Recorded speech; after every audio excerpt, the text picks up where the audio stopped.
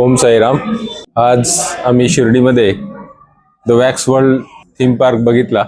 अतिशय सुंदर असं फील या ठिकाणी आलाय.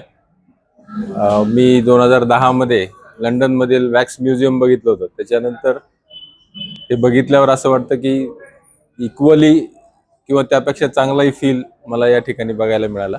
आज प्रत्येकाला काळाच्या पुढे जायला आवडतं, पण या थीम पार्कने मला दाखवून दिलं आणि मला तो अनुभव मिळवला की मी जुन्या काळात बाबांच्या काळात नेऊन सोडलं. त्यांनी काळाच्या पुढे जाण्यापेक्षा जर आपण ह्या थीम पार्कला भेट दिली तर आपण मागच्या काळात जातो आणि बाबांची श्रद्धा, करुणा जे काही आहे आपण म्हणू, बाबांच्या डोळ्यांकडे पाहिलं ना की ते करुणा वात्सल्य डोळे का साई माऊली म्हणतात.